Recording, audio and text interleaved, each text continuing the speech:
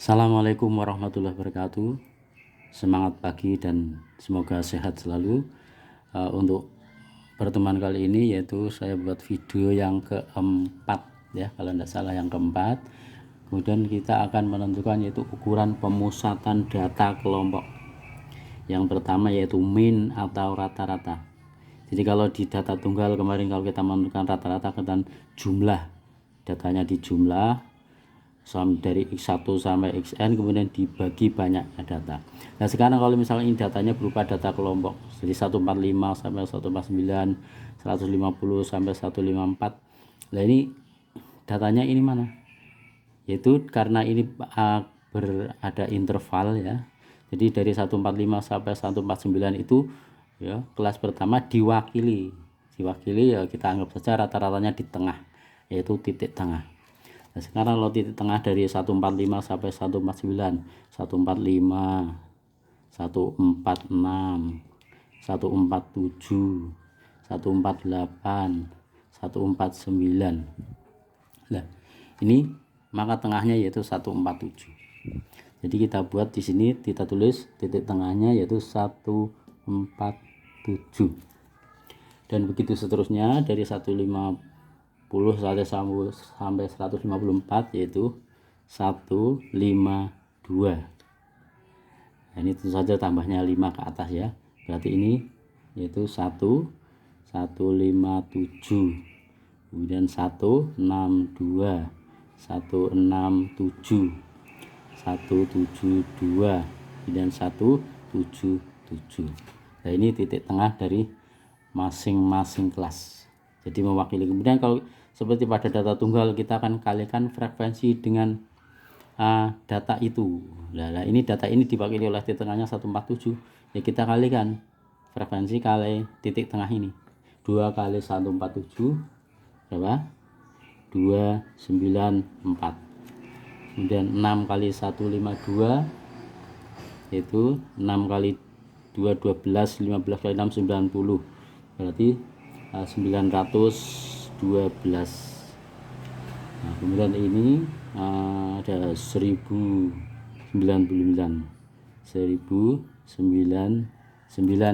dan seterusnya ya. Jadi ini jumlahnya ya.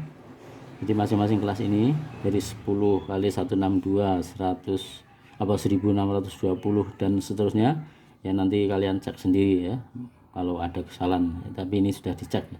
Dan jumlah semuanya yaitu sigma FIXI tadi 6475. Kemudian rata-rata itu maksudnya jumlah frekuensi kali titik tengah dibagi jumlah frekuensi FI ya. Di jumlah ini dibagi banyaknya frekuensi 40. Jadi 6475 bagi 40 yaitu ketemunya 161 ya, 161,875. Kemudian untuk cara yang kedua mencari rata-rata yaitu dengan menggunakan titik tengah. Jadi kalau misalnya ini dari 147, 52 dan seterusnya, anggap saja kita anggap data tunggal ini ya. Meskipun frekuensinya berbeda-beda, biasanya rata-ratanya akan dekat ke mana? Dekat ke tengah. Jadi kita ambil rata-rata sementara. Misalnya kita belum menghitung ini toh, belum tahu. Karena apa? Kalau menggunakan titik tengah ini kadang kita mengalihkan dengan bilangan yang besar-besar lebih dari 1000. Kadang kita lama ya harus pakai kalkulator. Tapi kalau kita menggunakan titik tengah, menggunakan rata-rata sementara, nanti hitung-hitungannya di sini kecil ya. Kita buktikan nanti. Jadi kalau misalnya kita belum tahu dari 147 sampai 177, wah kita ambil saja. Misalkan berarti ini kira-kira datanya rata-ratanya ya ini 162 ya. Meskipun tidak harus ini ya.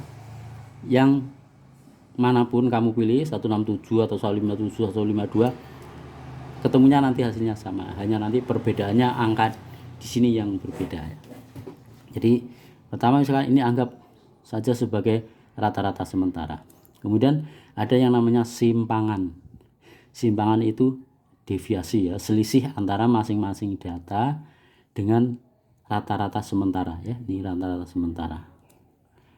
Jadi 147 dikurangi 162 berapa? 147 kurangi 162 ya. 147 kurangi 162 yaitu ini dari sini sama 15, berarti min 15. Kemudian 152 kurangi 162 min 10. Ini min 5 ya, bertambah 5.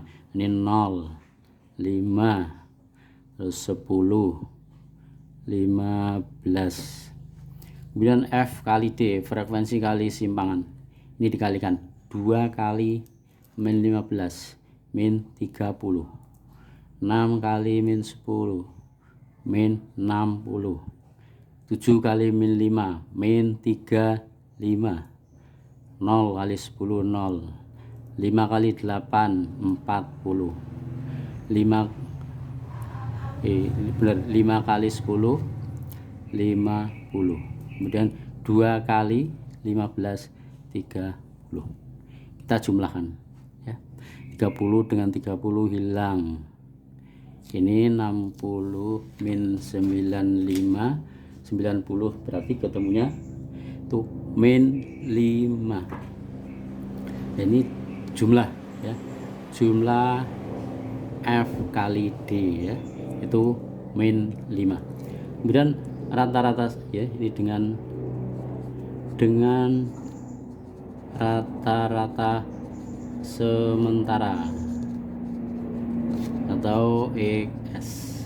Rumusnya yaitu apa? Rata-rata sesungguhnya sama dengan rata-rata sementara ditambah jumlah frekuensi kali simpangannya dibagi jumlah frekuensi ya.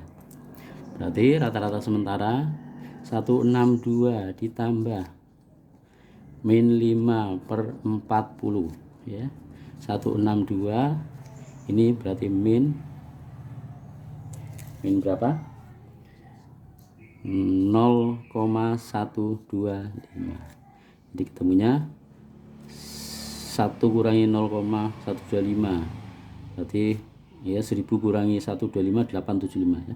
161,875. Ini rata-rata semuanya ya, sama toh ketemunya dengan menggunakan titik tengah, hanya saja ini hitungannya kan kecil-kecil ya. Demikian ya untuk menghitung rata-rata atau min dengan titik tengah atau dengan rata-rata sementara ya. Jadi nanti di dalam mengerjakan soal ya tidak harus dengan kedua-duanya ya, kecuali kalau tugas ya disuruh kedua-duanya. Tapi misalkan di tes semesteran ya paling kita pakai satu cara saja, cara yang paling gampang ya, insya Allah ini. Jadi inilah video untuk menentukan rata-rata dari data berkelompok. Terima kasih.